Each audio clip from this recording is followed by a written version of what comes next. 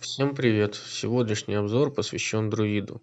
Герой, который является достаточно многогранным, герой, которого не часто встретишь основным, однако же многие его имеют, как минимум из-за той пользы, которую он дает на арене или мобилизации. Начнем разбор с навыков. Первый навык – это навык призыва. Друид призывает на поле боя короля джунглей. Количество призванных королей джунглей зависит от мощи героя.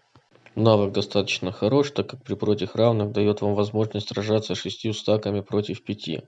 Ну или если какой-то из ваших стаков законтролили, то все равно вы будете сражаться 5 на 5, при этом не теряя темпа в бою. Сам по себе король джунглей является достаточно мощным танком. Одна из его особенностей заключается в том, что он бывает довольно часто приоритетной целью для стаков противника.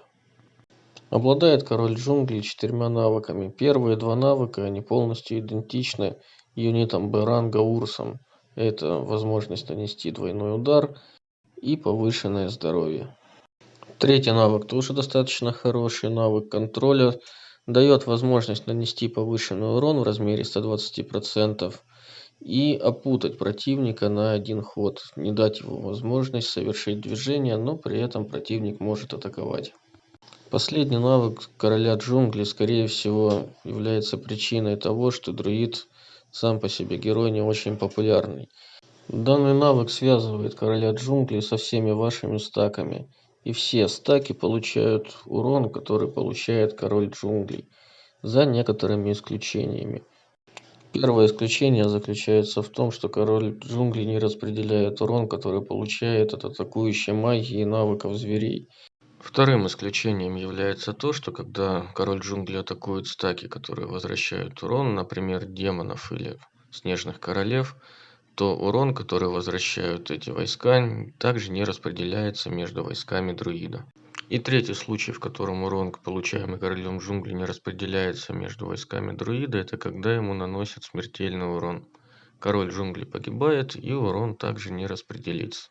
Отдельно стоит обратить внимание на приоритет хода короля джунглей. Если друид находится в защитной позиции, то сначала походит стак противников, потом походит король джунглей. В атакующей позиции сначала походит стак друида, потом походит король джунглей. Если у кого-то либо из соперников есть сын леса, неважно у друида или его противника, то сначала будет ходить всегда король джунглей. Данная характеристика подходит только для случаев, если у противников одинаково прокачана скорость за счет Аланы 10-звездочной или Башни Союза. Второй навык друида Звездный огонь наносит урон одному стаку противника и имеет небольшой шанс провести на противника состояние молчания. То есть стак, в который ударит Звездный огонь, пропустит следующий ход. Навык достаточно неплохой, стоит он также недорого. При удачном стечении обстоятельств друид может его использовать хоть на первом ходу. Однако состояние головокружения, которое указано в описании, накладывается достаточно нечасто. Следующий активный навык друида ульта – сила сущего. Навык, который наносит урон и одновременно контролит стаки противника. Наносит урон по одному стаку, все соседние стаки также получают урон и имеет возможность наложить оковы на один ход. Противники также не смогут двигаться, однако смогут атаковать. Урон наносится достаточно большой, но главный минус данной ульты заключается в том, что она довольно часто в бою срабатывает всего по одному стаку, что не дает возможность раскрыться и на полную силу. Например, стак стоит где-то отдельно, по нему проходит ульта, а все остальные стаки не затронуты. Хотя в теории может нанести по всем 5, 6, 7 стакам противника в зависимости от того, какой состав он сейчас имеет. Последний навык Ярость джунглей увеличивает количество королей джунглей, которые призывает друид в начале боя.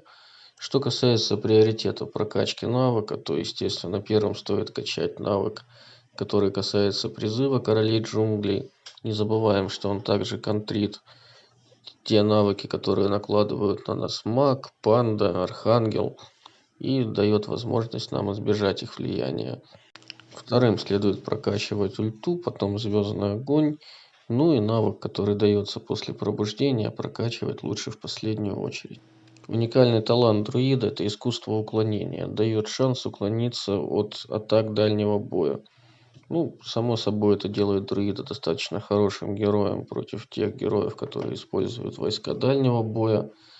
Ну и в принципе, многие предпочитают иметь друидов в свою сборку на арену, так как особенно в спарке с Фениксом дает очень хороший эффект.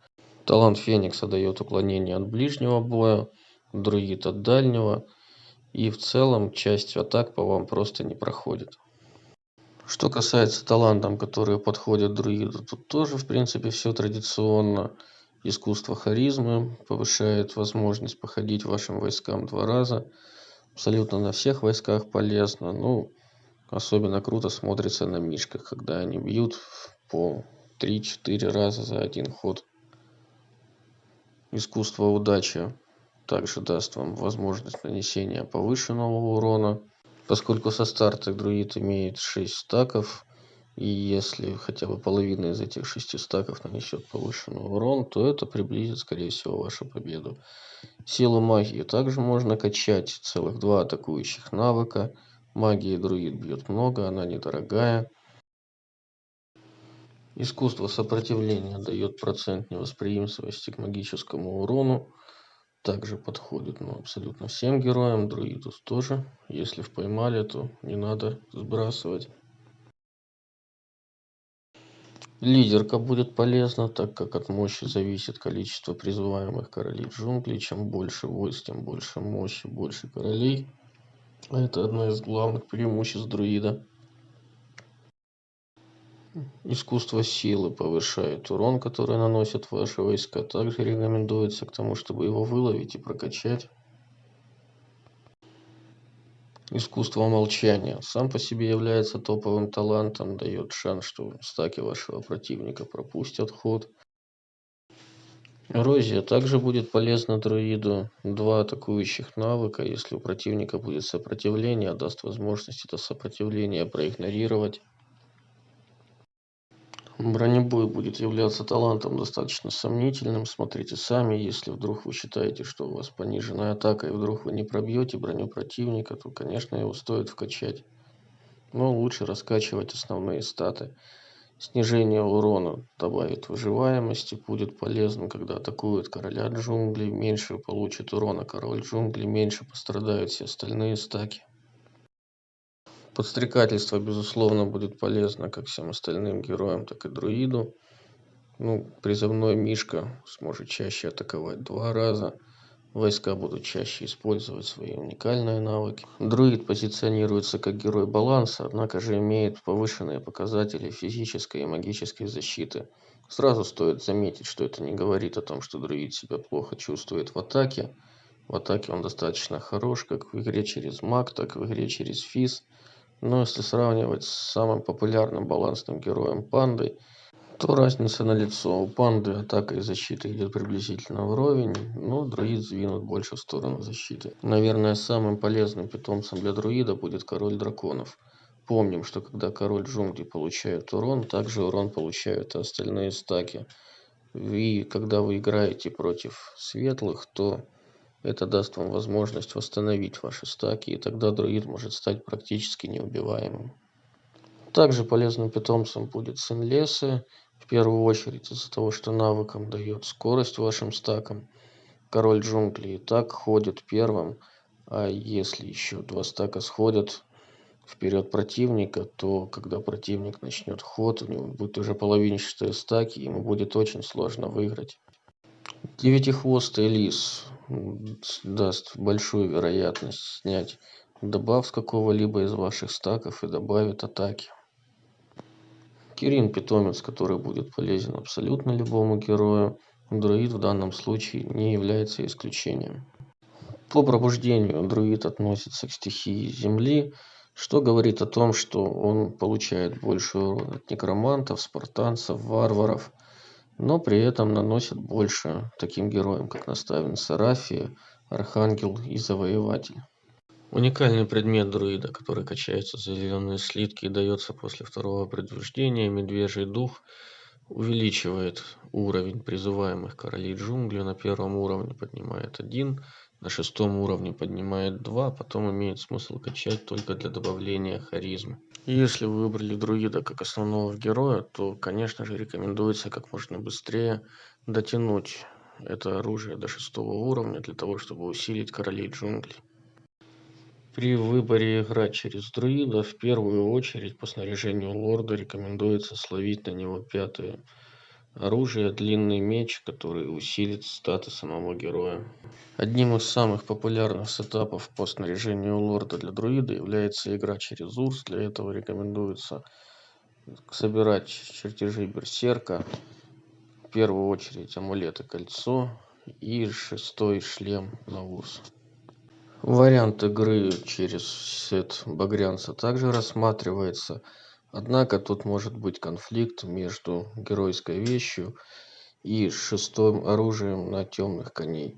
Данный вопрос решается с помощью 7 вещи, которую можно сложить как статы героев, так и темных коней. Однако же лучше, конечно, вкладывать статы героев из-за того, что они стоят на порядок дешевле.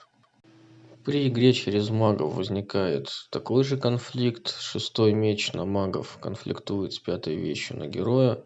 Решается аналогичным способом. Друид смотрится хорошо как в игре через физ-атаку, так и в игре через маг-атаку.